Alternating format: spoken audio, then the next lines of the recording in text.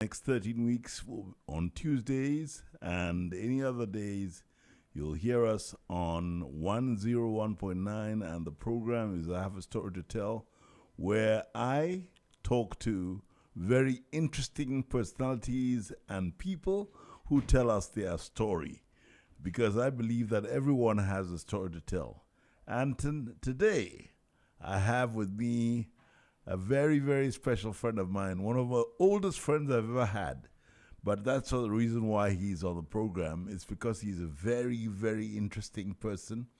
A lot of stories to tell. He's got a great history. He's worked in many places all over the world. And he's in the person of Stanley Okoh, known to his classmates in Achimota and elsewhere as Chaucer. Welcome to I Have a Story to Tell. Yeah. I've known you since I was knee-high. I think it dates back to about 1956, before independence. And we lived on the ridge area of Accra. Our fathers were both civil servants, and that's how we bumped into each other. And then we were in the Boy Scouts, Wolf Cups together, I think. So what have you do with yourself? Tell us a little bit about that first before. Well, I would like to say that I'm semi-retired. All right. Because although I left the mainstream of work about 11 years ago, you're surprised I'm old. Yeah. I have been working with companies. I'm on a couple of boards, and I do a lot of mentoring of young people, and I'm interested in business development and marketing effectiveness. These are the three things that I concentrate on now. Very good. The great thing about you is that you are a man of many parts. The reason why you're called Chaucer, you'll have to tell us.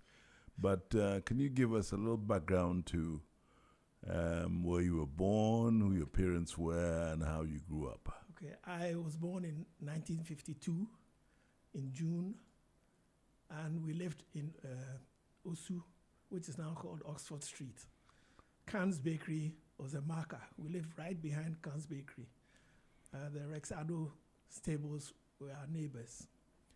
And my father, Okoh, was a civil servant, and he became the head of civil service and secretary to the cabinet in the Nkrumah regime. And he had lots of many of the politicians used to come around the house, civil servants included, but all in the interest of lobbying for whatever they wanted. They thought when they come around our house, Mr. Okoh will put in a word for them. So I was privileged to meet every one of them.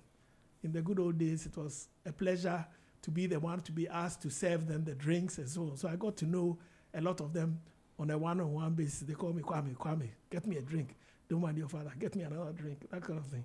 So we grew up in the ridge, like you said, when my father became head of civil service, we moved to number 7 Fifth Avenue, which is just off the Castle Drive. Right. Before we lived at number 3 Ormsby Road, which was broken down for the National Theatre to come up. All right. So that's opposite Ambassador Hotel. So my interest in music started from there. I used to go sneak across through the hedge to go and watch Ramblers International at the Palm Inn at Ambassador Hotel. That's a long and time I ago. learned a lot of the music from there. And that's what helped me to also enjoy music. I went to Achimota School. Well, actually before that, Richard School, where we used to have our Wolf Cup meetings. That's right. I was there from 64 to 71. 64? No. No, Earlier than that. 57 Right. to 63. You're right. So I went to Achimota in 64. Yeah. I was head boy at Richard, in the Richard School. I was like the senior prefect in Oh, my I see. time. All right. And then Achimota, Form 1, we were immediately put into Form 2. That was a 4-year course. Instead of 5 years, it was reduced to 4. So I started school in Form 2. Somewhere along the line, we finished O-levels. So we had a 69-year group. And then I went back to sixth form. So I finally left for business school in 71. All right, but there's something that you've omitted. Yes. Because you have a very, very famous mother. I was going to come to that. All right. That is interesting to a lot of people. I wanted to cover a few other things before. My mother was also a well-known teacher. Everybody called her Teacher Dosia. And she taught art and craft.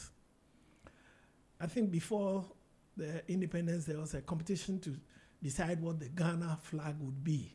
And she also entered that competition and won.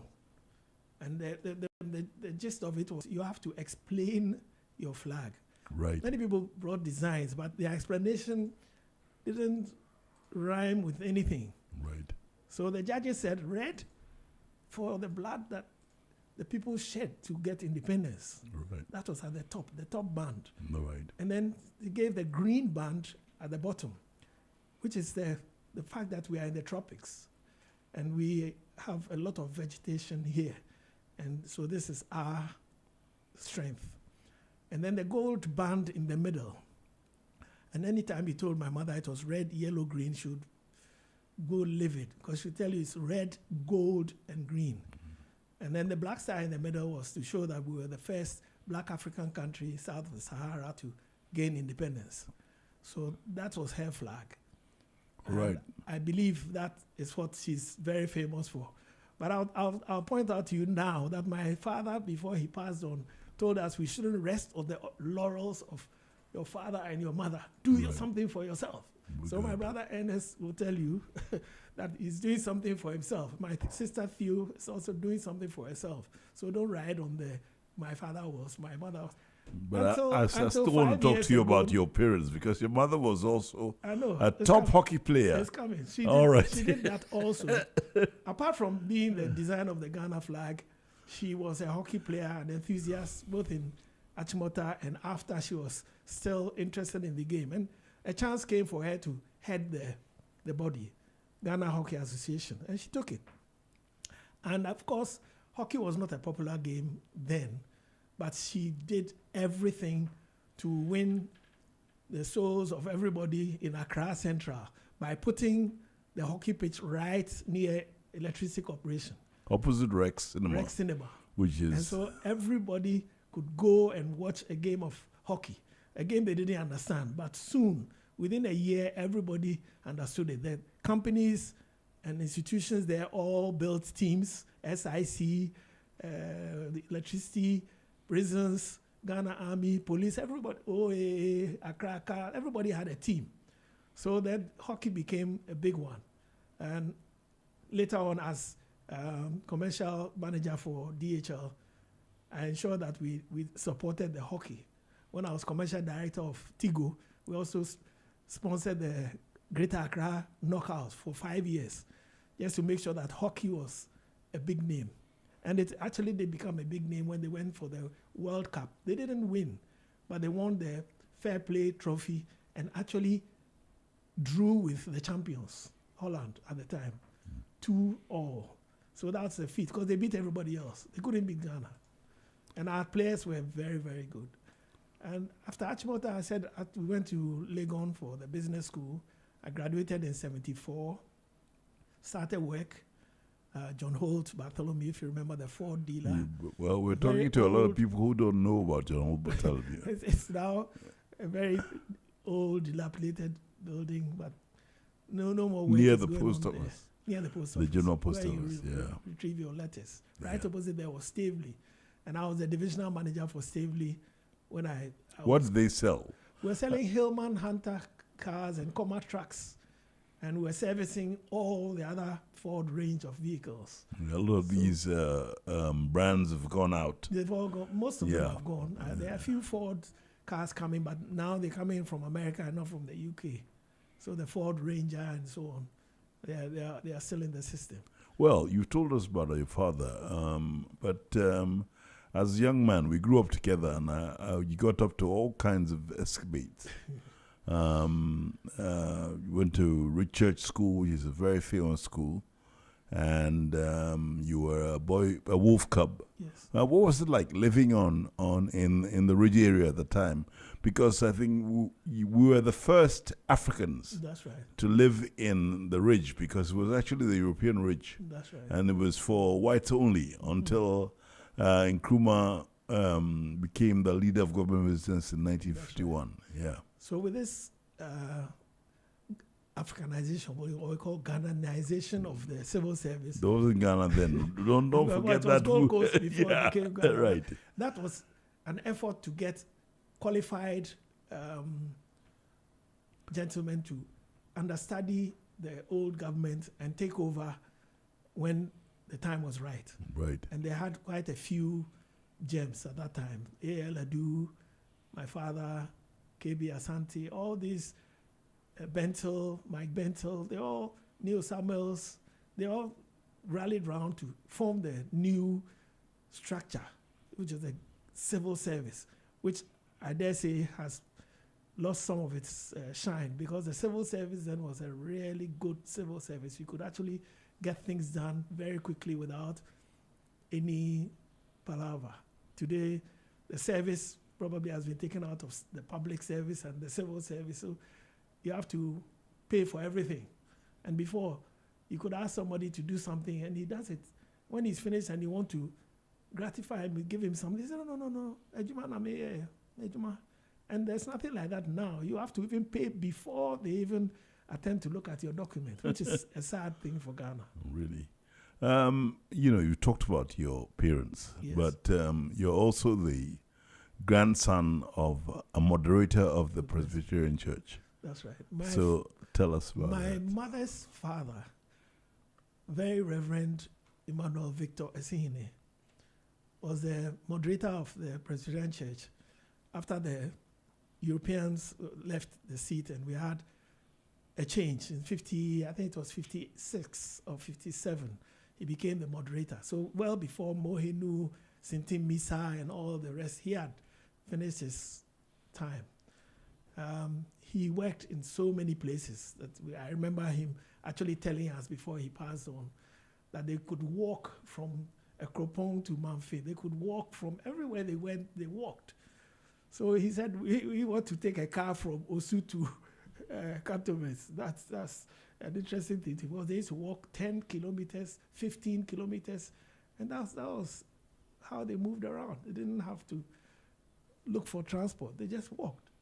And he was also a scout, and that was part of their thing, hiking and doing a good turn on the way, helping people across the road and so on. So that is what he was doing.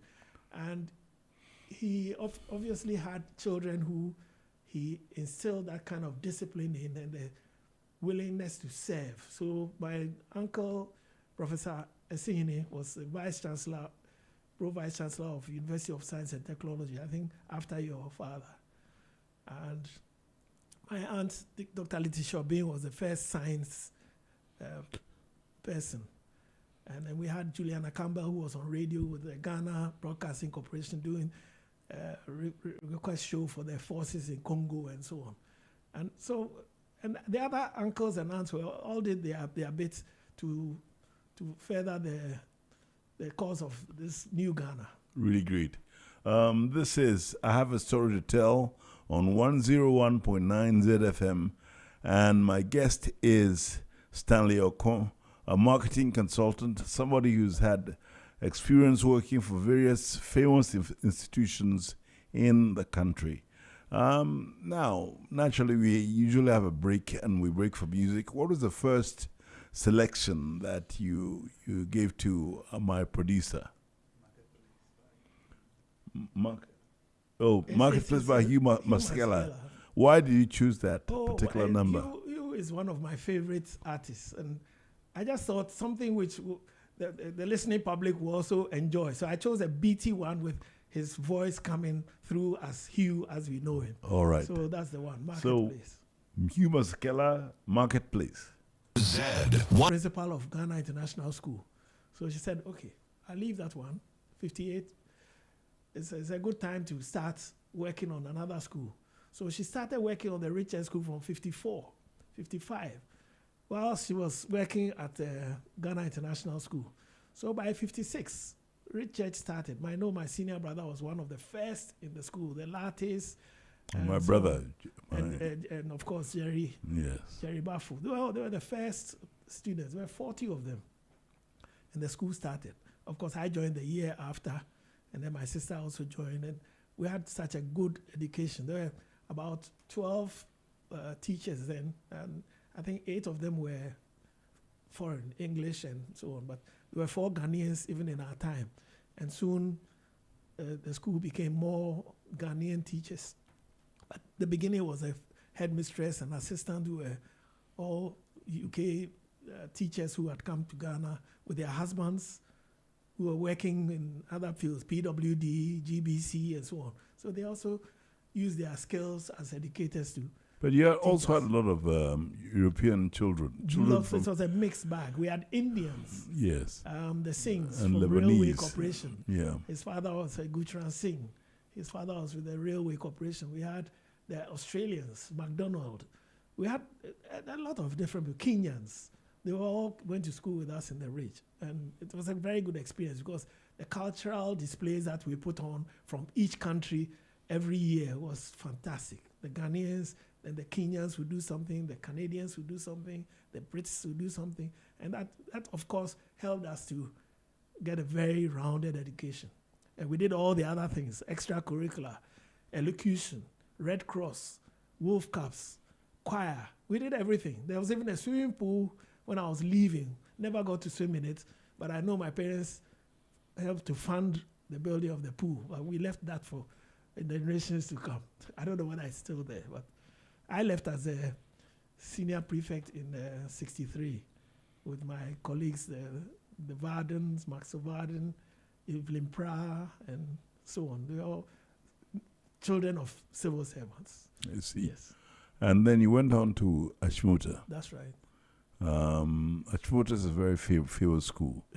It's got a tradition that is almost unparalleled the world over. Mm-hmm. Tell us about how your first years in Ashmuta. Oh, I think the beginning of every school term was such an exciting thing. As a new person, you didn't know what to expect. So we went what they call as Ninos, new boys. And of course, they dribbled you a bit, bullied you, and so on. But we took it in our stride, cried a bit, wanted to go back home, that kind of thing. But there were seniors who were also very lovely seniors. So they guided you and made sure you are not punished too much. But they also always let you be beaten a bit. You know, that was growing up. So you'll be sent to buy something for 2 shillings and they only give you 6 pence. So where are you supposed to get well, you have to deliver. So and it was such the punishment is going to bring 1 sardine. And you have to deliver the sardine. And then soon your 6 sardines are all finished. So what food do you have in your chop box? Nothing. But that was growing up. But school was good because we had very, very good teachers. And the teachers were interested in the students. It's not like today where they set you some questions and they go into town to do their market. No. They stayed with you like parents. If you were ill, they would take you to the hospital themselves. They're not relying on anybody. And they were the same teachers who took us for games, swimming, and then all the other extracurricular activities like working in the Anumle village as Red Cross. We went to treat sores and, they taught us a lot. Of course, the famous Cadet Corps. I was a corporal in the Cadet Corps, and that was also something we taught you, time management, punctuality, being a scruffy individual, you will change immediately when you join the Cadet Corps because they want you to shine your shoe so that you can see the faces inside a mirror. And this was the military. They were from the. So you had WOs. We had all these WOs teaching us, and it was not easy because they did what they would do to the army recruits to us. So you would double around the square about 34 times, and that means you didn't even come for a parade. You were just doing punishment the whole time. Next time, you won't come late. So that was a very good thing. And it helped us to dress properly, be polite to your seniors, salute. Sometimes I even forget and I'm talking to a headmaster and I'm saluting. I think I'm in the Cadet Corps. But, it helped you to be very polite and humble. All right. Now, we're going to digress a bit because you were there before independence, and you saw the preparations for independence. That's because right. your father was very much involved in the preparations for the first Independence Day. That's right. How did it impact on you? Okay, for me, I had been privy to some of the discussions. I told you our home was where they all congregated. They all come and have a drink and a bite, and then that's where the discussions. So we are going to do, that kind of talk. Independence is just around the corner. That was the kind of flavor we had in the evening cocktails and so on. Yeah. And then the day drew very close, and I think they all went to the polo ground. Well, we couldn't go. We were too young for that. But I know my uncles and aunts, they all went. But later on, we had visitors who came for the independence celebration. Some of them also came round to our house for drinks and so on. Right. And I remember it was Reverend Martin Luther King and his wife. Right, Coretta. So they were my father's charges. Yeah. He took them around everywhere, and I have photographs of them on the balcony of Ambassador Hotel, also taking pictures of what was going on and so on. So my mother was there, and Coretta was there, and my father was there, and Martin Luther King was there. And that was a fantastic I still have the photographs. So it's a very lovely thing to see. That in those days, we had lots of dignitaries coming for the independence of a nation, because it was the first, and everybody was here, from Kenya, from Canada, from India. Everybody sent a representative. America sent about 5. And I'm sure the UK had many more. Yes. Although they were giving away the colony, they were also very happy that they're setting a kind of good example. You can't be there forever. Right. I want to ask you a question. You were young, but what were your expectations? Did it pass on to you the import of the fact that Ghana was becoming a sovereign independent country? Yes, from the little that we heard, it had been said that Ghana was free. And so we had now to do things for ourselves. I think Kwame Nkrumah said, we have to take hold of, all the energy we have now should be channeled into making this work. So obviously it came down through to even the teachers that were teaching us, and then of course us, the students, that Ghana was now on its own, had to do something for itself, couldn't rely on the UK to do all the things that they used to do. So we were also actually focused on doing the best that we could at that time. We couldn't really do much, but it was like a positive impact on us. Great. Let's go back to Shibota. Yes. If I go and I tell some people that I want to see Stanley Okoh, a lot of them will look at me in a strange way. But if I say Chaucer, they'll say, yes, Chaucer. So why were you called Chaucer? Tell us this. It was a very interesting story, because, you're given homework to do and then bring back the next day or the day after, so the teacher will assess everyone. Now that interesting day, they gave us something from the Nun's Priest's Tale by Geoffrey Chaucer. And on that day, he asked, so who did the work? And none of the boys put their hands up. I put my hand up. And of course, some of the girls, Jennifer Brown-Aye and a few, also put their hands up. That I was the only boy. So he said, okay, son, come up to the blackboard and write your comments on this tale. So I started writing, because I had read the book, and I was writing. So all I could hear from the back, from Kwanzaa and Opoku, and so, Chaucer, Chaucer, Chaucer, Chaucer. So that became my nickname. I protested, but apparently in school, when you protest, that's when the name sticks. But I'll tell you an interesting story. Yeah. They said there are no nicknames allowed in the school. Yeah. this assistant headmaster, Alan Radwick, Yes. seeing me and Eudora Corte, the late Eudora Corte, Evelyn Pryor and Max Varden walking down at the administration block, and he wants to call me because I usually go and help him with pinning things up in his office and so on. He started calling me and we couldn't hear. All he started saying was, Chosa, Chosa, Chosa. So Evelyn and Eudora said, Mr. Radwick, you said there are no nicknames allowed in the school. What are you doing? He said, oh, Chosa is all right. So that put paid to their protest. But that was it. I got that name just by doing what everybody else was supposed to do and didn't do it. So it was an interesting experience being in Achimota.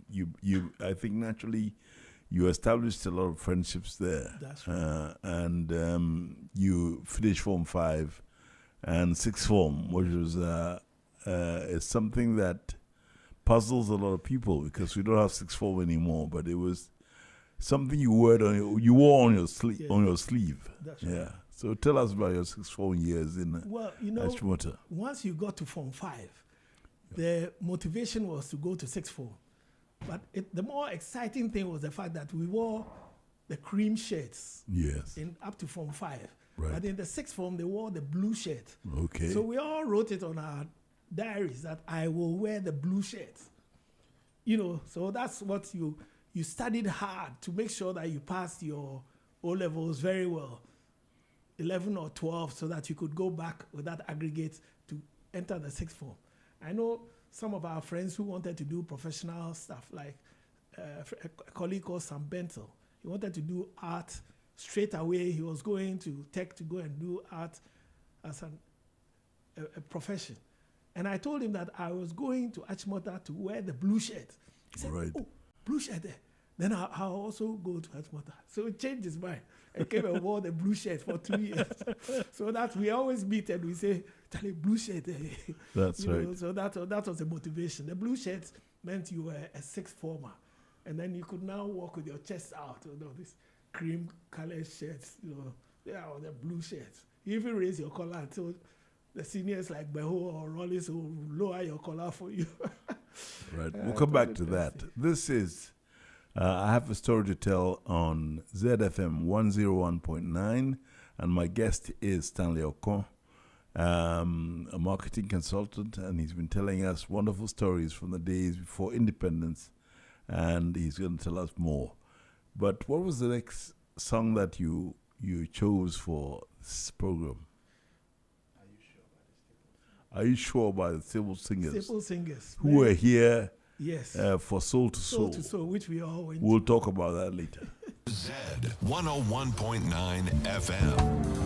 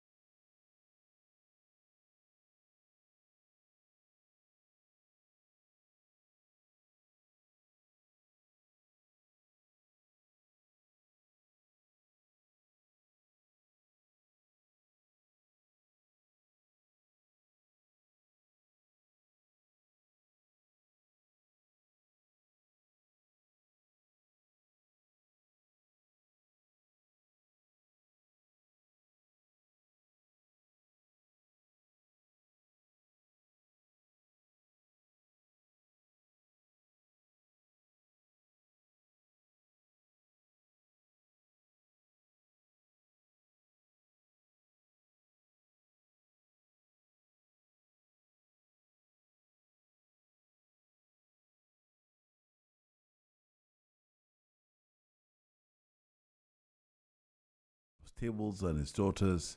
They were here in 1971 for Soul to Soul. We'll come back to that, but we're still talking about Achimota and your education. You went to Achimota, you made friends, you had great experiences, you acquired a nickname, and all that. I'm with Stanley Okoh, who is a marketing consultant who's traveled around the world, and we're going to hear his wonderful stories. He's such a great raconteur. So. I have that at my fingertips. So I enjoyed being in the sixth form. The teachers were fantastic. The syllabus, and one thing I learned in the sixth form was I always got marks like C+, C-, C+, and I asked my history teacher, Miss Halcrow, one day, why do I always get C+? I put in everything. And she said, Stanley, you're a very good historian. Yes, I agree. You're very good, descriptive. You can describe very, very well, and I love that. But you know, when you're writing historical documents, you also have to be analytical, and that you don't do. Oh, I see. So I understood that, yes, the Dintrias fought with this and that, and then the Ashantis, that, and then but you are describing. So you say that it was the rainy season, and because of that, traveling was a bit slow. Right. So when the Ashantis were trying to cross the Pra to get, they were in trouble because the rain had brought a lot of deluge, and the crossing was difficult. So that is when they were surrounded by, and so this analytical side of it was what I learned from her, and soon I was writing and getting A- and B+. Oh, that's but great. if I would never had got that, I don't know, from another teacher in another school, they wouldn't put you on the straight and narrow. You go straight to the A levels and get a D. All right. So I got a B in Right. history. Right. So that was what I think helped me. And I think there was a subject called general paper. Yeah. We in Achimota took it very seriously. All the teachers who had some knowledge would come one after the other. We had a time on Friday called the headmaster's period. It's not a teacher's time, the headmaster's period. And he would select one of the teachers, like Reverend John Tay, to come and talk to us about the Bible. So you would learn a lot about spiritual stuff. Then next time it was any accuracy, geography. Right. And he would do the same. Art. Then Mr. Galevo would come and talk to you about art. So we had a range of subjects. So Peter Renner, our assistant headmaster, was also there to give us a lot of things about the administration and so on. So we learned how the school is operated. You have to feed people. You have to clean the place. You have to stock the science block.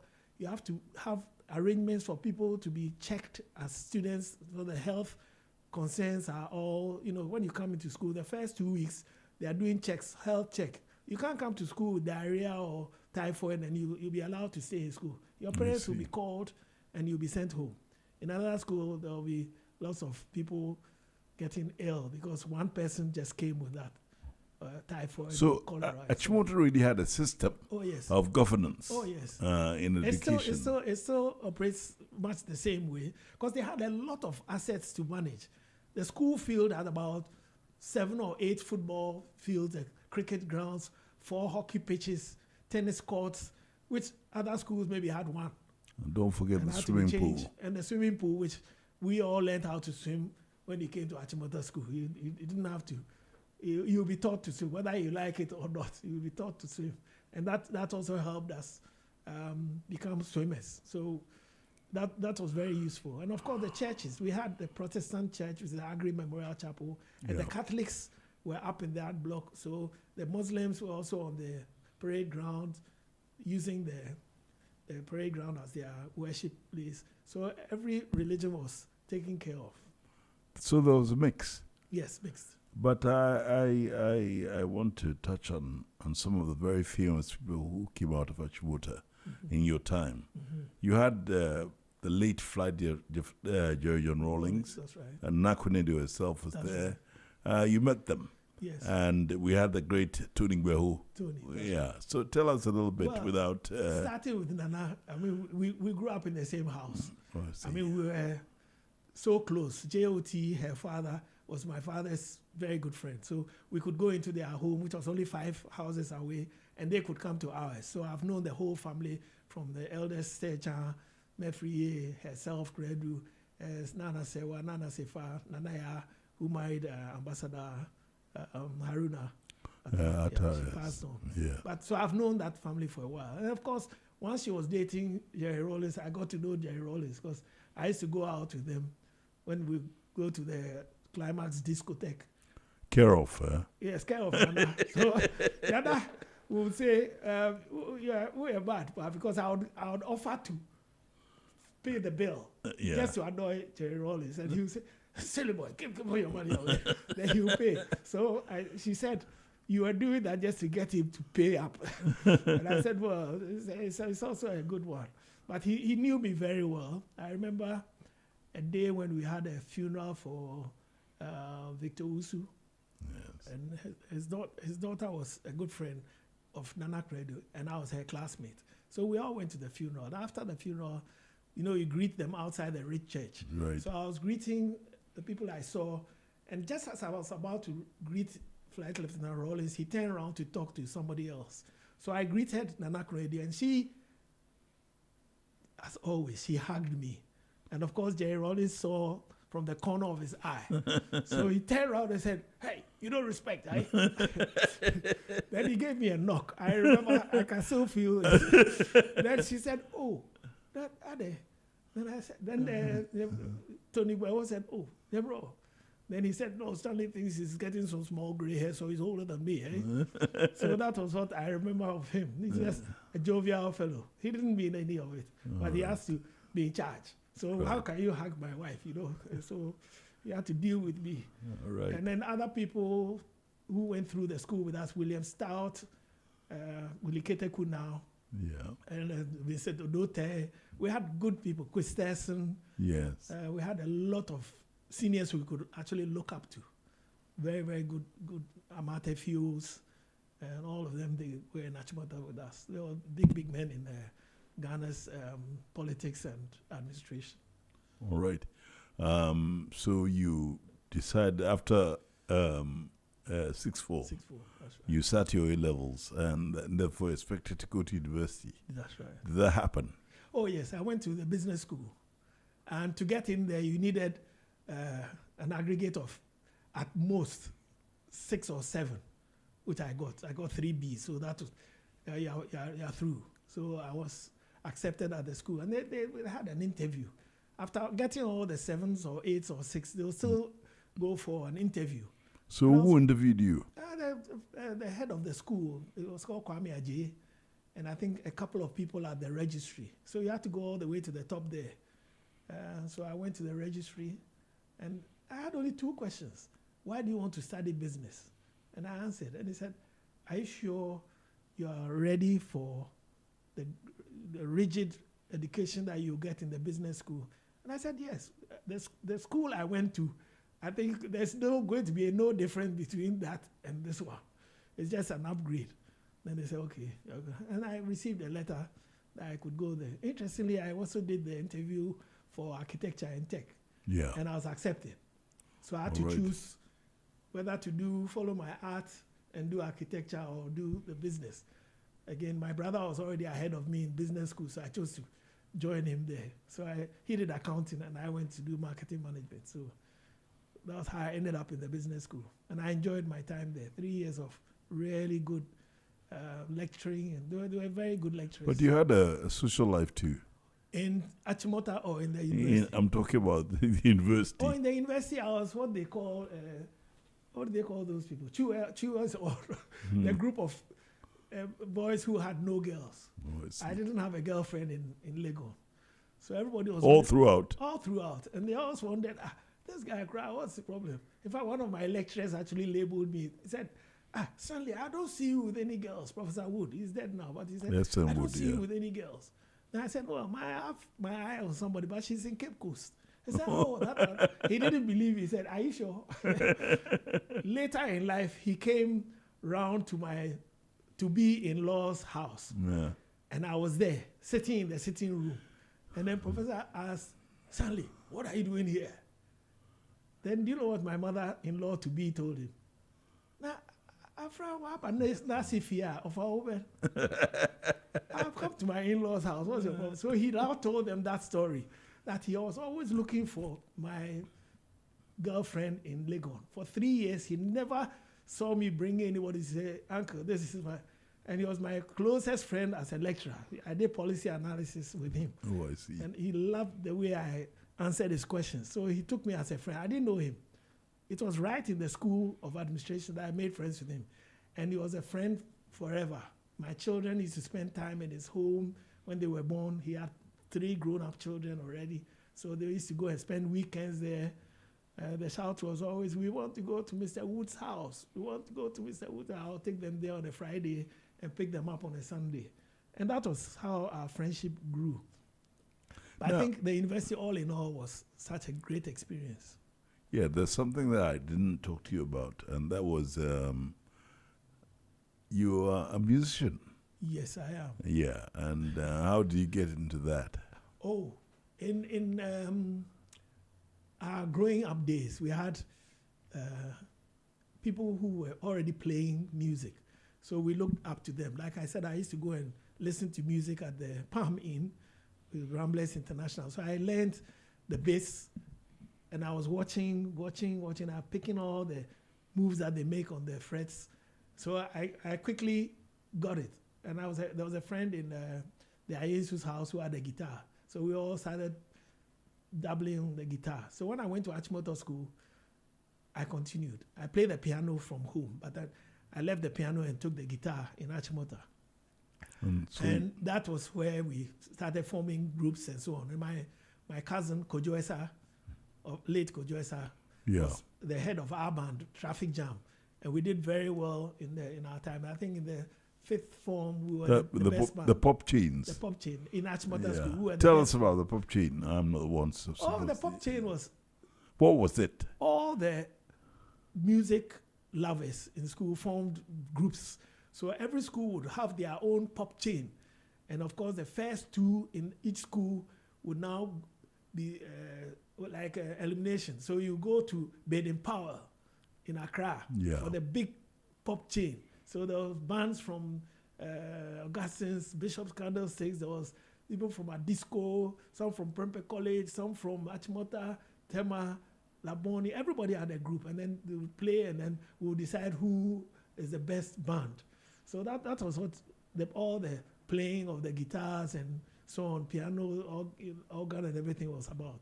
And of course, there are 3 or 4 instruments in every band. So you get a bass guitarist, you have a lead guitarist, a rhythm guitarist, an organist, a conga player, and the drummer, and of course the singers. Sometimes we sang playing and singing as well. But we had a singer who was Kojo Esa. Yeah. Fantastic singer. Excellent. So I think that propelled us to the top when I was in the lower 6th. He was in the upper 6th. And we won that pop chain. I remember that very well. Traffic Jam was out of this world. I was so happy. You didn't continue in Legon? In Legon, I played only... one of the songs I chose was The Boxer by Simon Garfunkel. I used to play the acoustic guitar. And I played with a chap called... what's his name now? I can't remember. We call him Django Jr. Amwewa. Yeah, we used to play together. And the late Austin. At Austin. He used to play. I play the guitar and he plays the piano. Oh, I see. We used to just do that, just for fun. So you are talking about Ambassador Django? Yeah, yes. His younger brother. Oh, his younger brother. Yes, okay. The food scientist. Oh, I see. So okay. we call him Django Jr. All right. So we had a good time on music level as well. So whenever we were free, we'd go to the auditorium of the School of Administration. There's a piano, we bring our guitars, and we play. So with that kind of social life, what was studying like? You had to swat. Oh, studying, I think we hardly studied. Really? we were enjoying life for the first year and almost failed, and then we woke up. The first year, everybody just, hey, I'm in university now, and then you forget that you are supposed to be learning. So we all scraped through the first year, the first university exam, FUE. So we all passed. But then we realized that next year is not FUE, we had the real stuff. So we chose subjects and so on. Wow, you have to business policy, marketing, company law. There's a lot to learn, and we rarely sorted. You couldn't sleep and not wake up and polish up before the next day, because the questions will be asked of what we just did. And you have to look sharp, because there are marks for participation, there's marks for the quizzes, and then the real exam is 60%. So 15 here, 15 there, and then the real exam. So you have to be really a good all-rounder to do that. We did it. But we had good students. So they helped those who were not so good to also do. Captain Amwabe was my mate in Legon, and he was so bright. Morton was so bright. But we had discussion time. So once you are discussing, those who know will teach those who don't know. Everything you know, you share with the others. You know, the Ablo, and you may do. We all met. Even the girls were joining in as well. Sylvia Robertson, you know, we all joined in the discussions. So we all passed together. And some did better than others, but we all passed. That was the important thing. This is I Have a Story to Tell on ZFM 101.9. I'm Fritz Baffour, and my guest is Stanley Okoh, also known as Chaucer, a marketing consultant. He's worked everywhere in the world, and we're going to come to that. But right now, what was the next song that he chose? Wind Cries Mary. It's Jimi Hendrix. Oh, really? Yeah, good one. This Sambeto coming back again. That's right. Z 101.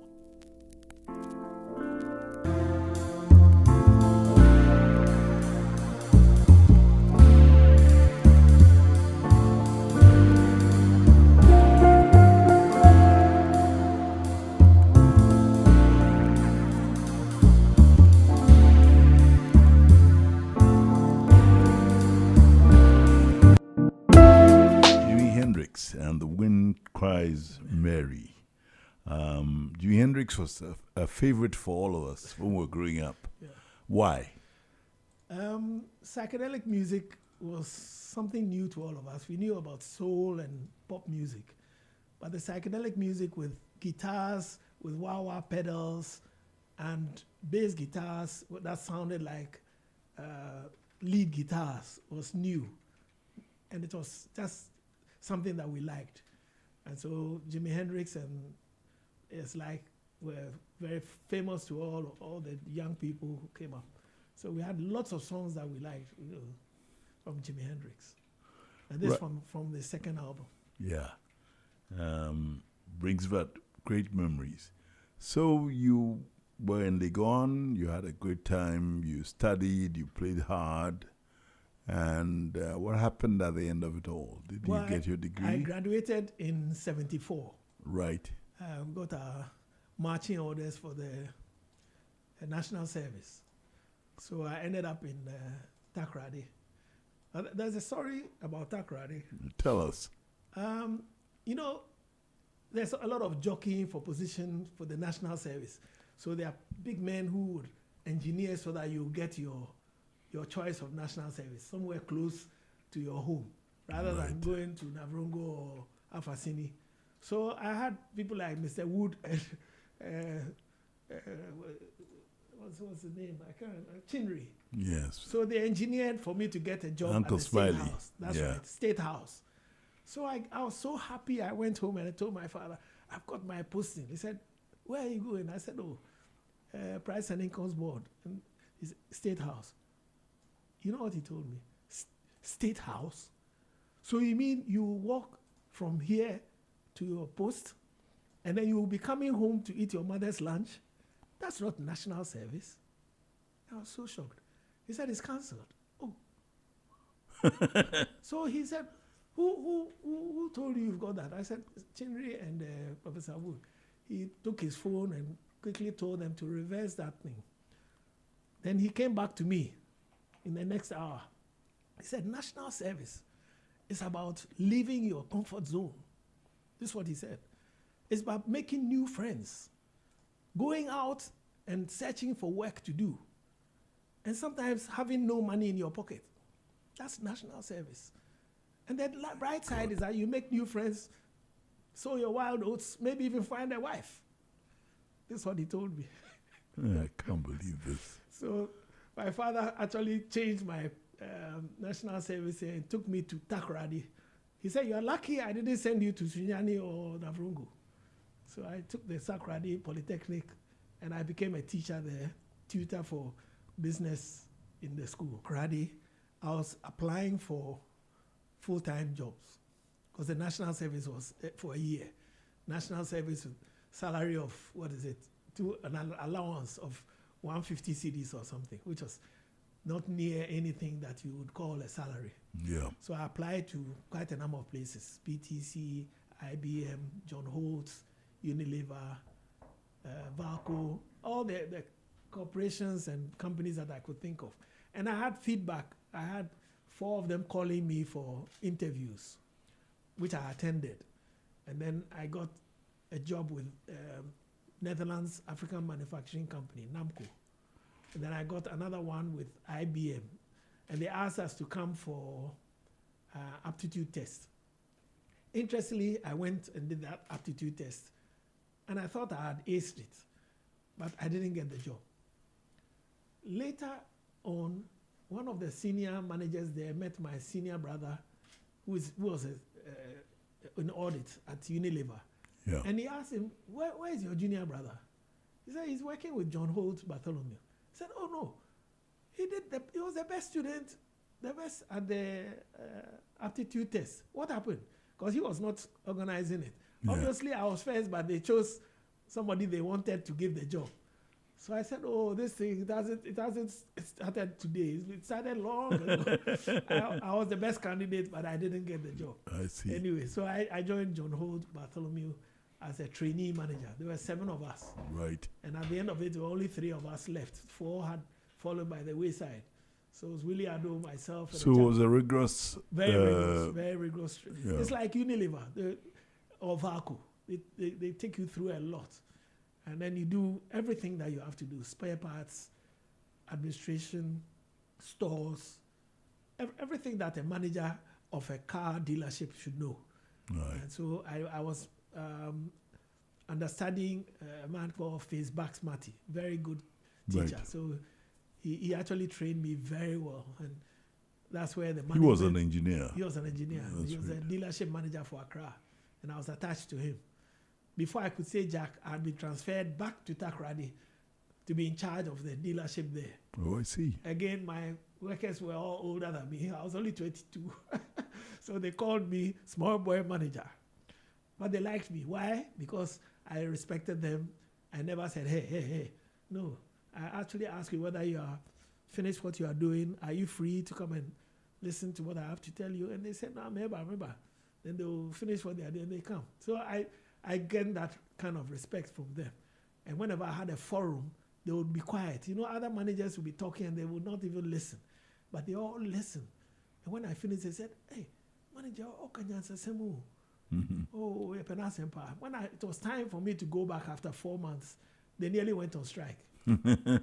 So they had to send Alan Webster from Accra to come and explain to them that this was just part of my training. I see. So I had to go back. They had to come all the way 140 miles to come and tell them that they should release me to come. They didn't want their manager, who I had been acting for. He was coming back, and they didn't want him. They had enjoyed too much of this good rapport. So, Right. But anyway, I left and went back to Accra for further training. I was sent to Ashridge Management College by John Holt, Liverpool. So I Right. studied there, general management. That's in the Ashridge, UK. The UK, Beaconsfield. Right. So that was a good thing because How long were you there for? 6 months. But it was all paid for by John Holt. Right. Something like But £25,000. did you have a culture shock when you got to the UK? The UK? No, I had been in and out of the UK since 1969. Okay. After O levels, my father, being the man he was, said, "You will go to the UK, so that nobody will say you have never been to the UK, and that's not your home. You come back and do whatever you have to do here." So we all went. My brother went in '68. I went in '69. After your O level, you go spend time with your aunt and your uncle. They'll take you around Piccadilly.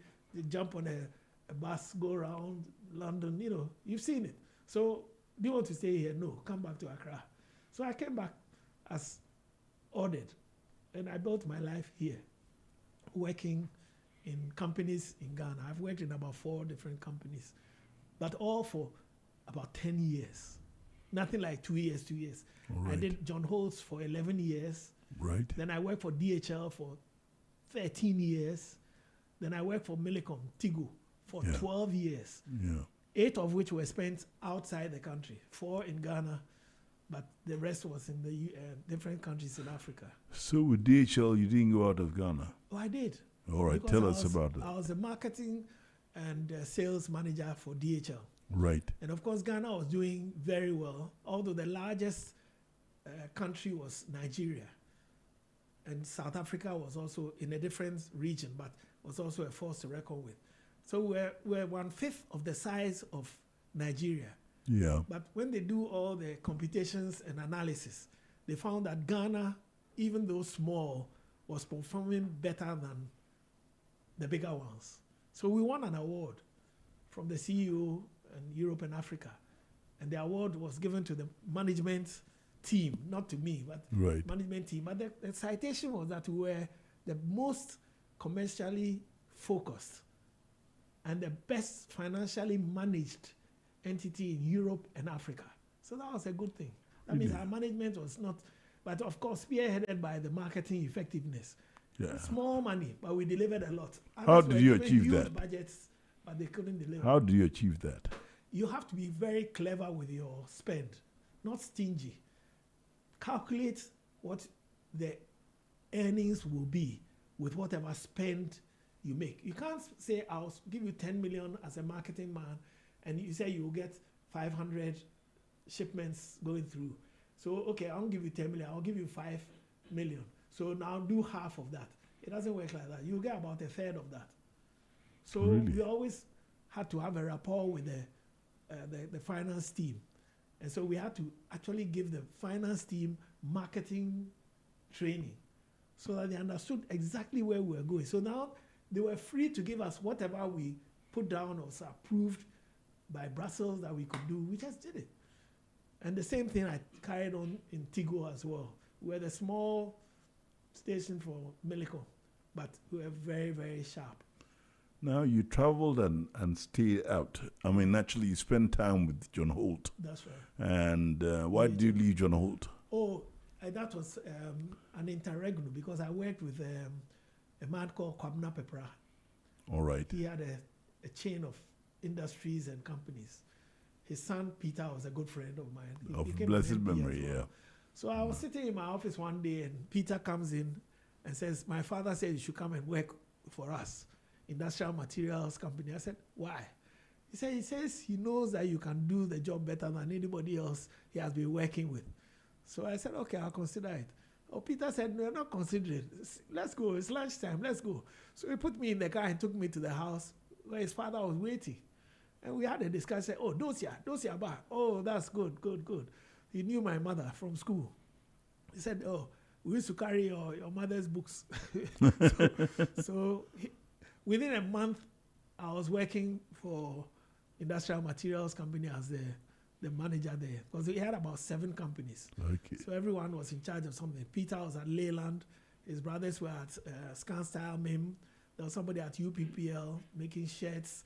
Somebody was in the printing press. There was a laundry and dry cleaners Yeah. and so on. So mine was with the agency for huge companies in Europe Yeah. and especially in the UK, selling to the railways, the mines, and the industries in Tema.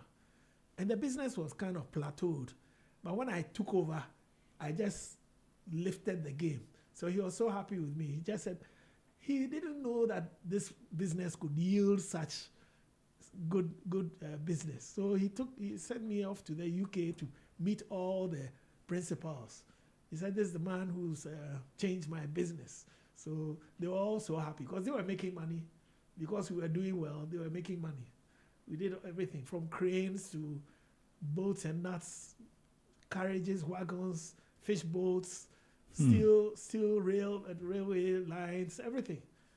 And then we did ropes for the mines, chemicals, everything that the mines and So the you railways became needed. very well rounded. Yeah, I went selling, and before the end of the year, the mines and the railways engineers called me engineer because they didn't even know I was not an engineer, but I was talking their language. Yeah. And I'll tell them, no, or no, day. And they say, engineer, what's ready? All right. Now, what is the secret? All right. I mean, we're going to talk a little bit more about your profession, but what is the secret of success in marketing? Well, Can you give me a snippet? okay. I think in my last year in Millicom, Tigu, Yeah. before I became an expert in different countries. Right. For a year, I was made the marketing effectiveness manager for West Africa. Right. What was that all about? The numbers we were delivering were phenomenal. There was a small country with a small budget doing big things. Senegal, Cote d'Ivoire, huge budgets, and they were not delivering. So they wondered, what is it that you are doing that they don't understand? So I had to go and explain to them the same thing I was talking about. Use of the money in the right way and doing things that have big yields. It doesn't have to be a huge spend. Something small but well targeted will give you the returns that you need. So that's where that came from. And I think I enjoyed that. But I think above that is that you're working with a team. Now, a lot of leaders think that it's about being a hero. But rather, it's about removing whatever is in the path of your staff, your team, so that they can get on with it. Most leaders don't know that. How do you do that? Yeah, How do you your job, remove obstacles? your job as a leader is not having all the answers. So you have to talk to your team. Somebody will have a wise something to tell you, but you always shut them down. Oh, yeah, you haven't reached that level. Keep quiet. But if you let your staff come out of their shells, you get a lot done. If you ask your team what is slowing them down, is it the systems that they are operating? Is it long-term meetings that we have? Is it short? We don't have enough of the good staff for various things. And you'll be surprised that the small things that you do that can actually unlock their potential is something small. And then they start delivering. Real leaders do not need to shine. They make the path ahead of them and their team shine. That's what the leader is. But most people wear the jacket that I'm the leader, I'm the boss. If you go to a shop or a company where there's a good manager, you'll not be able to tell who is the manager and who are the staff. Suddenly they all say, oh, sir. And then you wonder, the man who was building something down is their boss. The respect for him is fantastic. As soon as a visitor comes, they defer to him. But when you are out of there, I'm Uncle Stan. But when somebody comes, oh, Mr. Okoh, there's somebody looking for you. So that's what a good leader does. He actually builds his team on their strengths. And he takes away all their pain by lowering the intensity of their weaknesses by not referring to them all the time. We always make people feel bad because you're always pointing at their weaknesses instead of the good things that they are doing and their strengths. So that's what I think helped me with the marketing aspect as well, because I had good lieutenants. MFR, Esan was there, Rosemary, Asiedu. We had good lieutenants for Nyaku, Dela Akoku, and they were all good in their fields. So let them do the job that they have been hired to do and give them all the tools they need. I remember being supplied with a beautiful laptop, and my analyst didn't have a very good one.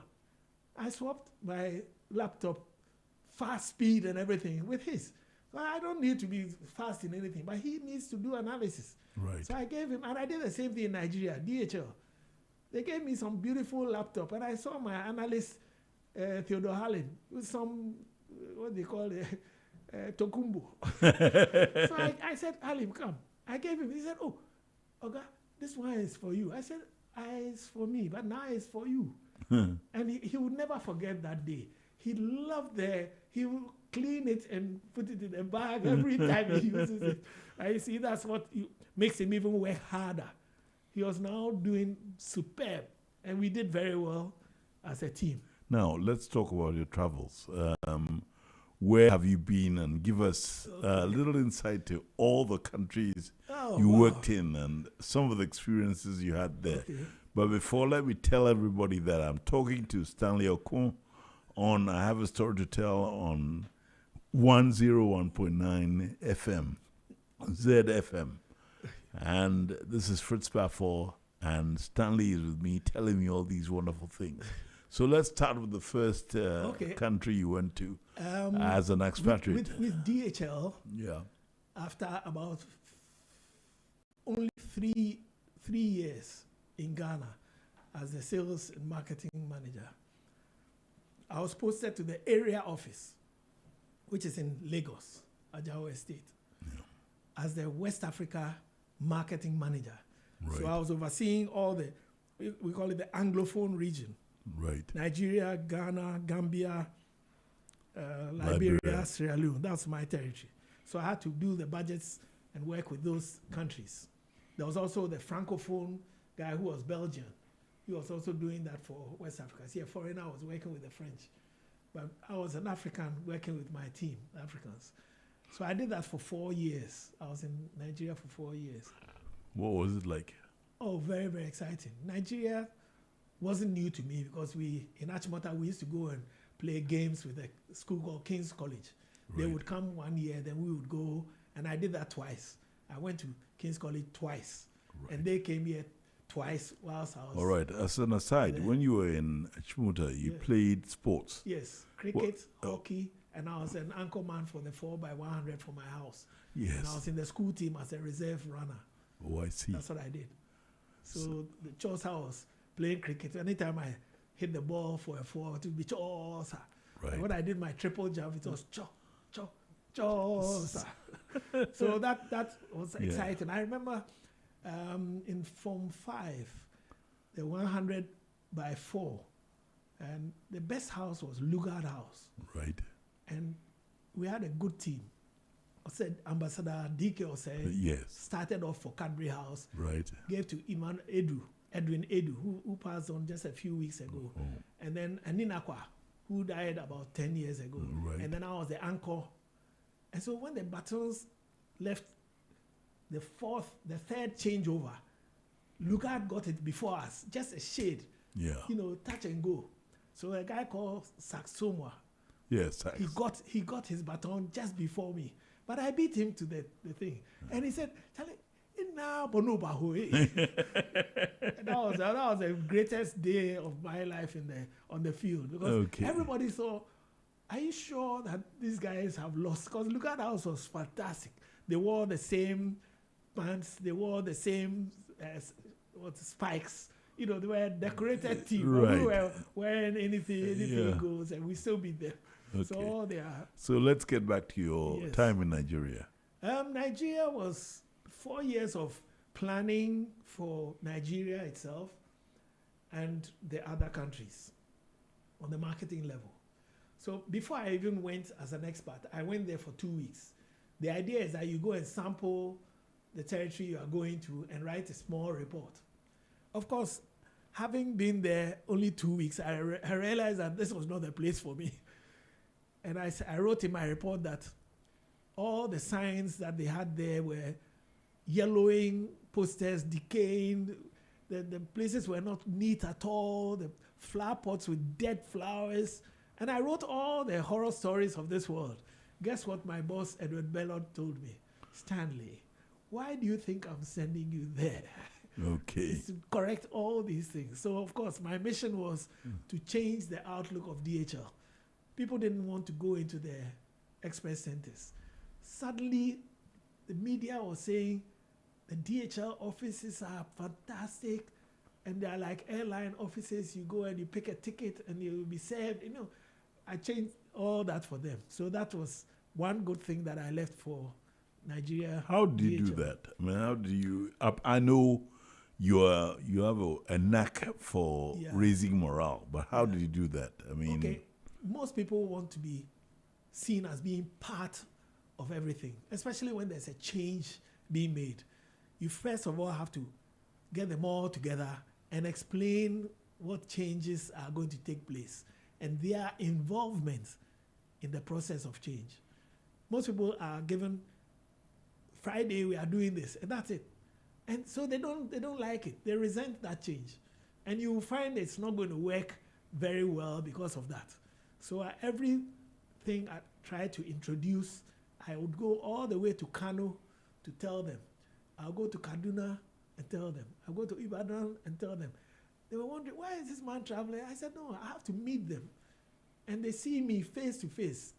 And then I tell them the change that I'm making and solicit their inputs and their support.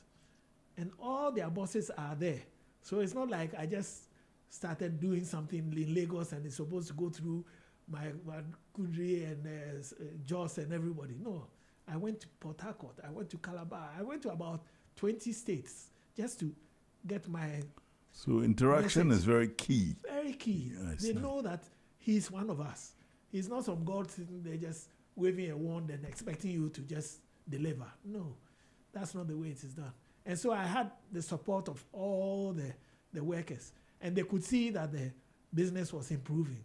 And they walked in town and people said, they wear the red jackets, the couriers. And people said, hey, DHL. Before, they were nobodies. But now, once you were in that red jacket, the people said, that'd be DHL. That'd be DHL. So DHL was, the name was up in there with the good ones. Yeah. Ghanaians, a lot of Ghanaians have a lot of trepidation when they go into Nigeria. I lived in Nigeria, so I find Nigerians incredible people. Very good. They're beautiful. I have a great rapport with Nigerians. Is that the same case? Yes, because for you? I went with DHL as an expatriate. Yeah. I didn't have to struggle to find accommodation, and everything was provided. I had a car and a driver, so I stayed in Ikoyi for a year and a half. And when the place was vacated by a former manager in VI, I moved to the same building as my boss and the operations manager. So I had accommodation. That's key. I had transport, which was okay. And of course, I built a new circle of friends, starting with the nucleus team that I had as my staff. I remember introducing them to what we do in Ghana. As a new manager, I took the ball to where I was staying before I got accommodation. I was in Sheraton Hotel. Yeah. So I invited them on Friday. They all came around. And there I was looking for a waiter. I said, excuse me. And no waiter would listen. So Tunde Edu, one of my staff, said, Right. August Stanley, I beg, sit down. This will be Ghana, turn by turn. I beg, sit down. So he said, hey, my friend, 2-star, 2 Guinness here. And then the guy said, Okasa. And they brought all the drinks. I said, so here you have to shout. And so I learned that very quickly. And I started demanding things with a bit of force. I see. Now, when I came home on a short holiday 1 week, I was screaming and shouting at my children. My wife said, oh, this Nigeria it has not done good for you at all. Hey, bring the thing. How do you talk to children? But that's Nigeria. Okay. One side of Nigeria, you have to fight for everything. Yeah, so I learned how to be a bit bold. In a meeting, you'll be talking and they will shut you down. No, I said, I don't finish you. Let me land. Okay. So from Nigeria, where else did you go? In DHL, it was Nigeria that I was based at as an expert. Right. But then, of course, we all have the budget meetings that we go to. It's either in Nairobi, in Accra, in Lagos, or in Johannesburg. So I used to go every quarter to one of these places for the usual quarterly meetings. So that, and of course, back to Brussels, that's the head office. And so that was the beginning of the travels. But after DHL, I was appointed as the commercial director for Millicom, Tigo. Yeah. When I came, it was Mobitel. Right. So I launched the Buzz GSM, if you remember. Yes. And then soon we went to the Tigo. I launched that one here. But something good happened to me in 2004. They decided to choose the best manager in Europe and the best manager in Africa and the best manager in Latin America, where we were based, and somebody in Asia, Southeast Asia. Right. And I was chosen as the best manager for Africa. Right. And the second in the whole Millicom group. But the funny comment, my boss, who was a Pakistani, said, son, I know you thought you would win because the numbers are good. In fact, better than everybody else. But you know why you didn't win? Then he pointed at my dark skin. He said, see, you're black. This company is quite racist. How can they say the best manager in the world is a black man? So they had a Latin American Regis who was the best, and I was second. But everybody in the room, about 400 or 500 of us at that dinner party, knew that, look, the numbers show that Ghana should have won it. But what do? We just take it like that. But the interesting is that the chap who became the head of the mission, this same chap, took me as his right-hand man all over, wherever he's going. He said, Stan, let's go. And I asked him, why do you keep on asking me to go with you? He said, you are my right-hand man. I know you are very good. So I became the kind of number 2 manager in Africa. And we went to different places, Kenya, we went to Tanzania, we set up Tigo in Rwanda. We did a lot of things. Again, it was the marketing effectiveness that we tried to distill into the country. Marketing effectiveness means that your business will move quicker than if you didn't do it effectively. So that was the secret. Right. Then you spent some time in East Africa. Yes. Yeah. Where precisely? Oh, I was in Tanzania for 2 years. All right. And I was doing business development. So I would go to Arusha, Mwanza, Dodoma, and Dar es Salaam itself. Just sometimes as a mystery shopper, I would try everything. They don't know who I am. So I walk into an expert center and ask for some services. And I would grade them 0 to 10. And they all fall short. Then I have to make my report. I remember coming back with a damning report from Mwanza and Arusha. So the managers were summoned to Dar es Salaam. Right during that meeting, my boss read them the Riot Act. I thought he would keep me out of it. But he said, you said everything is okay in Arusha. And Sammy, you said everything is okay in Mwanza. But look at Stanley report. It's a total disaster. So now the cat was out of the bag. They know I was the one who... So about 3 weeks later, he came and said, Stan, you've been here for 2 years. When you go to Ghana on Tuesday, you don't come back, okay? They kill you if you come back. So that's how I made my exit. Okay. After 2 years, I had to come back to Ghana. And I was given a new role as a CSR manager for Africa. Oh, so again, that corporate social responsibility. Corporate social Hold that thought. Let's have some music. Z 101.9 FM.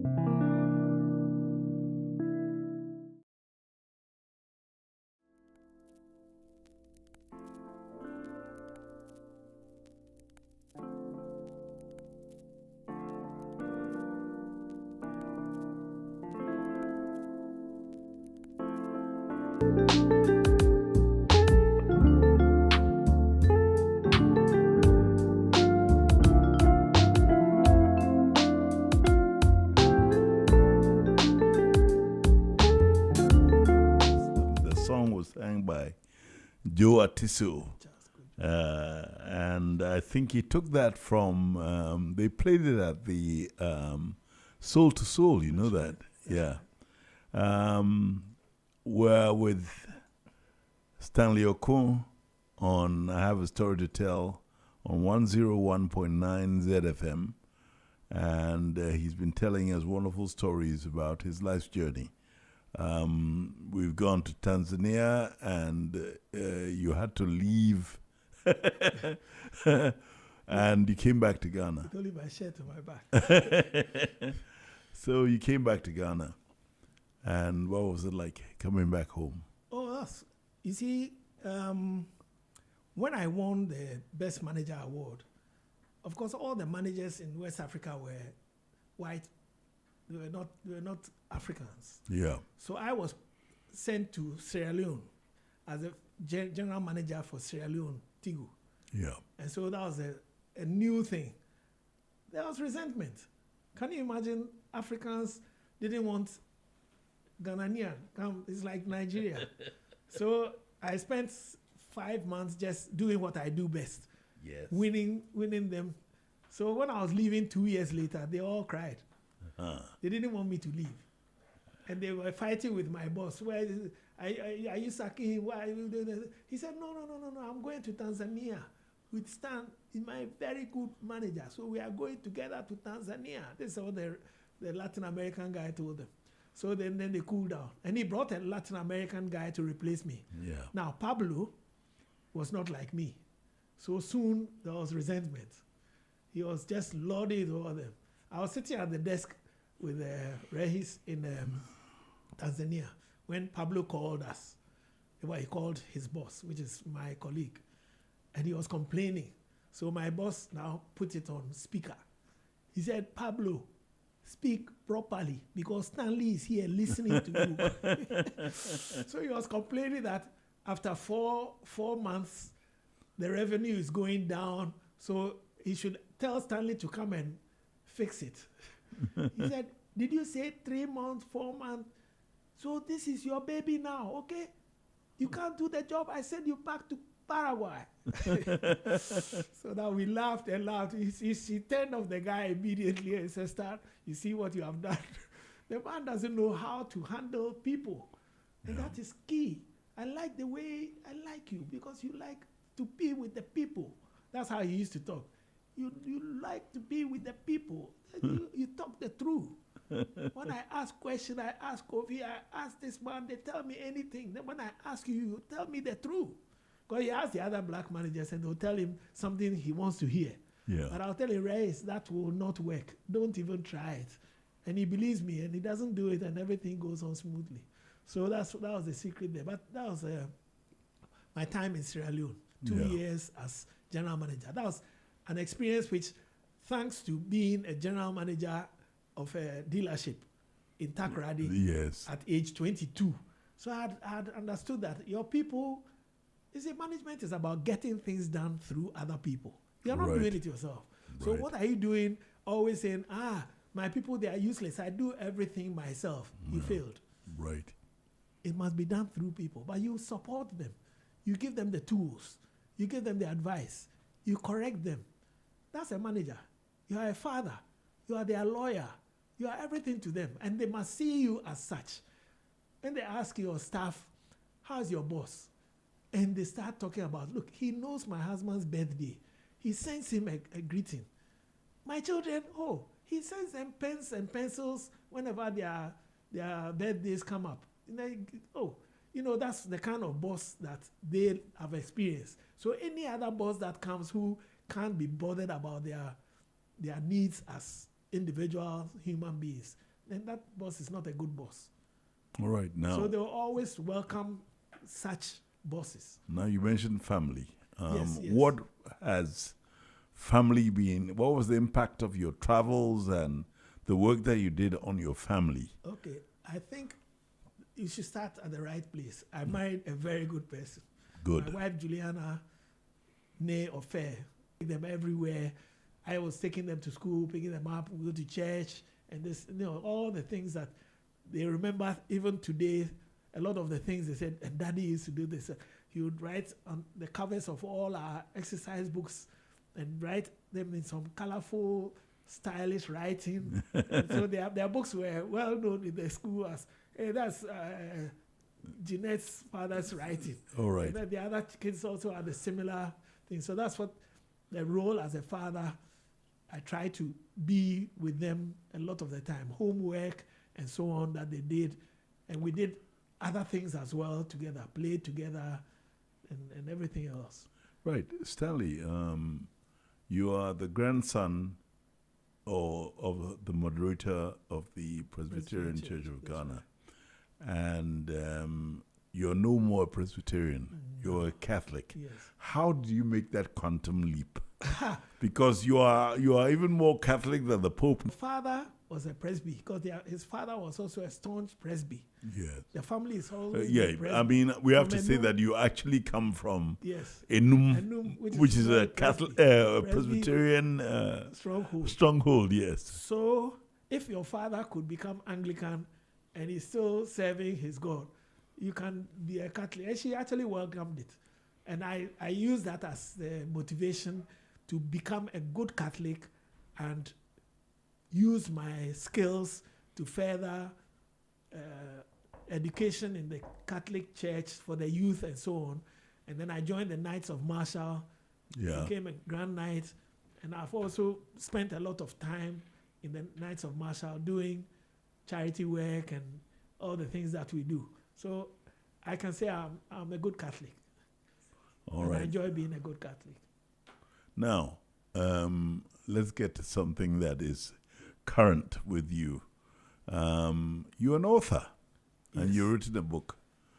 Tell me about your book. What is it? What's the title, and how did you get to writing it, and what has been the response so far? Yeah, I titled the book Get Ahead, Right, Stay on Track.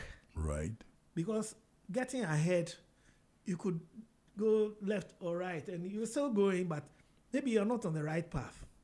So my job, through my mentoring of several people in Ghana and beyond, has been to help them understand what they really want in life, and then shape them such that they are strong enough and capable of continuing on a straight path. yeah, So get ahead, but stay on track. And for the best part of the last 40 years, this is what I've been doing. Involved in mentoring young men and women, both in Ghana and beyond. There are people in Sierra Leone who still talk to me by WhatsApp. Rwanda, Tanzania, they have a situation in the office, they resolve it, and they send me a feedback. Pakistan, you remember when we were in Arusha, we did this, that, and this one. The same thing came up. And this is how we resolved it. So thank you very much. Thank you. So these things are, and then they all these young people have similar concerns. How Yeah. do we make ourselves right for the journey ahead? What do we need to know? And I'd say a mentor is somebody who's done it all before. He knows where the pitfalls are. So I can tell you, no, not that we go this way. And then you experience a good time going there. But once you let them fall too many times, they lose hope. So that's your job, to guide them. Sometimes their aspirations for themselves is so small. So you build them up. What you thought was nothing, I would paint it such that you feel that, wow. You have somebody at Labadi telling, I'm unsure. He's a guy, so he thinks the only thing he can do is to go and join the fishermen. yeah, And then you mold him to become somebody else. He's a doctor now. Haven't you done well? I'm not saying fishing is not good, but Right. that was not his calling.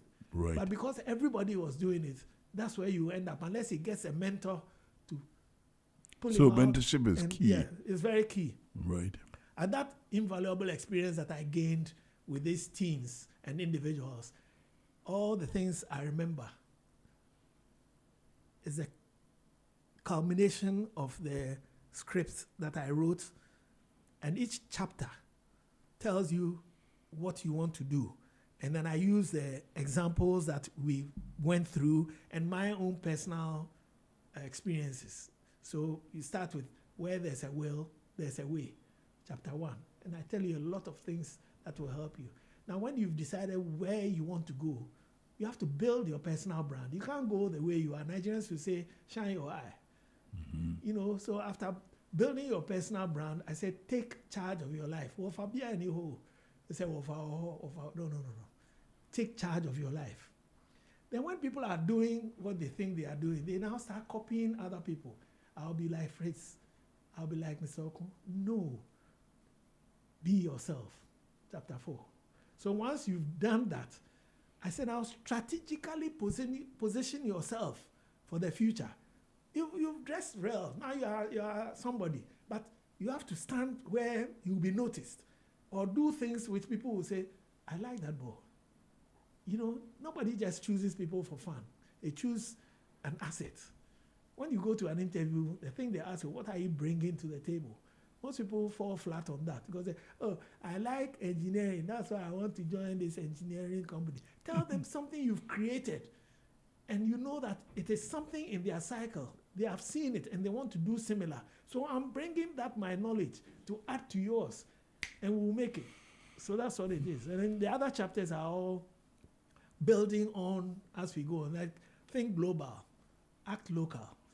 Everything you do must be like what is happening around the world, but make sure it is tapered towards solving local problems.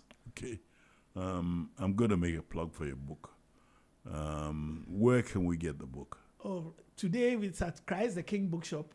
Right. It's at Ghana Club where we are all members. Yeah. And it's at the Vidya bookstore in Osu, Laboni, and Kumasi. All right. Near Mel Community High School. Can you get it on Amazon? I have not put it on Amazon. I'm planning to go into EPP in the University of Ghana.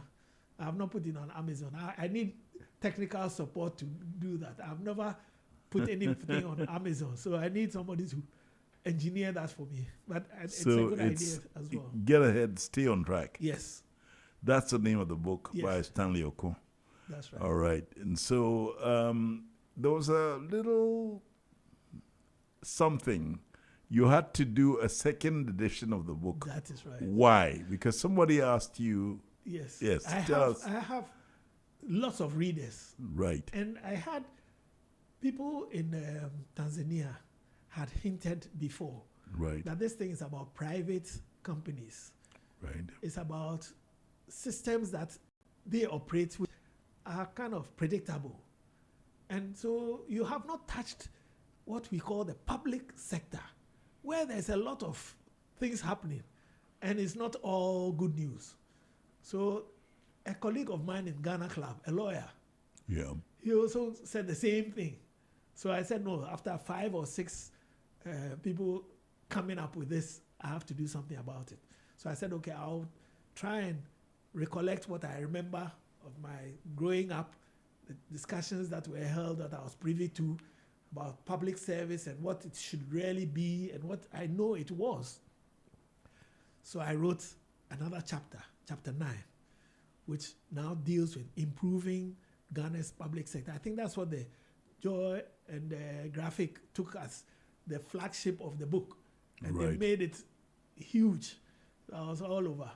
But it's important that we realize that public service is just as it says, public service. But today, the public servant thinks he's in charge. He's no longer a servant. So he doesn't do anything that you have asked him to do, and he will do it willingly. You pay him to do the service that he's being paid to do. So that's not good enough. So that chapter just takes you through a number of things that are good and bad and ugly about the public sector. All right. Let's have some music. This is Simon and Garfunkel, and you said this particular song you used to play it on the acoustic. I still All do. right, we'll I get still back do to that. Z 101.9 FM.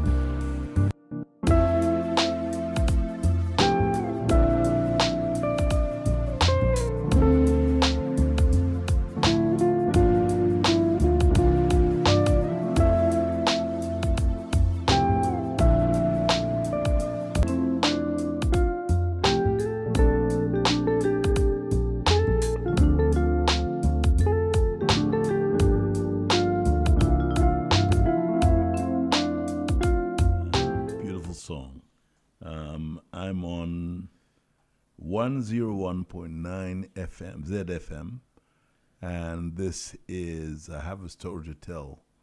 And my guest has been the great Stanley Okoh, one of my oldest friends. But it's not about Cocoa football. It's because he's done so many wonderful things in his life, and he's taken us through his childhood, his very prominent parents, grandparents, and family. He's taken us through school at Chimota, the University of Ghana, where he worked, John Holt, Millicom, he was with DHL. He's done quite a few things, and he's given us a lot of pearls of wisdom. Stanley, before we sign off, I'd like to thank you for spending time with us, but Ghana is going through a very difficult time. We have the problem of Galamsey, where we're poisoning our environment and we're trying to find answers. We have social and civil strife all over the place. And yet you're the son of one of the founding fathers of this country, not from the political side, but from the supportive foundational side. Is there any hope for Ghana from your point of view? There's always hope. And like I said, my chapter 1 of my book was where there's a will, there's a way. And I think we know what is the right thing. It's just having that moral strength to actually take the decisions that will hurt our pockets and ensure that everyone is relieved of this albatross that is covering all of us. There has to be a way, and I think we'll find it sooner or later.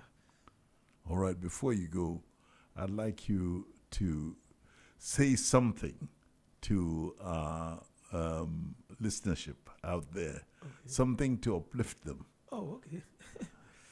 There, I'll leave you with the thoughts of my late father, who was always full of wise cracks. But when he gave you advice, it was very good. He told me once that, Obi, that's what he called me when he was in a good mood. Obi for Obri, my second name, Kwame Obri. He said, you have to do something good to somebody, at least one thing every day. One good turn every day. Then the other side, he told me, but you also have to learn something from yourself. Learn something that will teach you something. And it doesn't matter where it came from. Is it the gate man? Is it your teacher? Is it the driver? Whatever it is, learn something good to strengthen yourself, your knowledge. And so those two things I've been doing since that time. He told me, every day I do at least one good turn. Right. And I learn something new every day. That's which is very good. Magnificent advice. But I also add, there's a saying by Robert Nestor Marley. We all call it Bob Marley. Yes. Which also helps me to think before I do anything. He said, the greatness of a man is not in how much wealth he acquires, but in his integrity and his ability to affect those around him positively. This is Bob Marley. He said many, many things, but this is one thing I like. And I think it's a beautiful end to this wonderful program I've had with you. I'd like to thank you very much. I'm very grateful. Thank you too for and I'm so proud that you're my oldest friend. Thank you. All the best.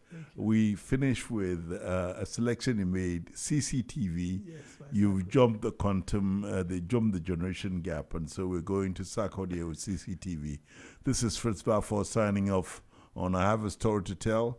Let's make a date, same time next week on 101.9 ZFM, and the program is I Have a Story to Tell.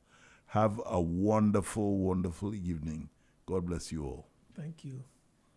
You're tuned in to Z 101.9 FM. Your lifestyle.